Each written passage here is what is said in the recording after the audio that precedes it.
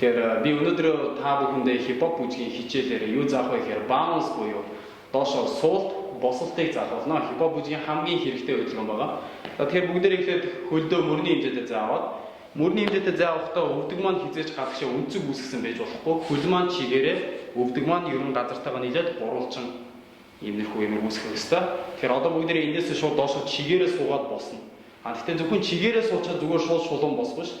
Гар маань яг бие доошлохдоо тохоо маань дэшээ буцаж бослоо.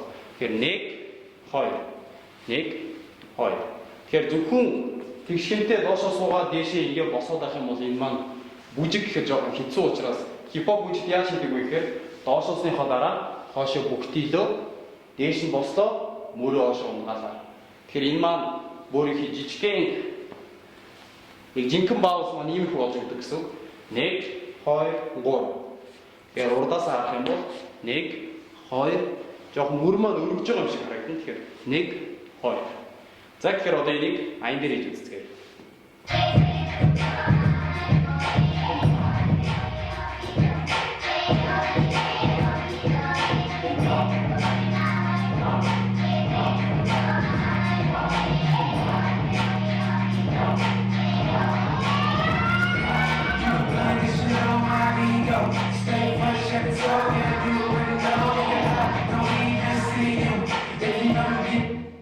Тэгэхээр энэ маань хипхоп бүжгийн баланс байна.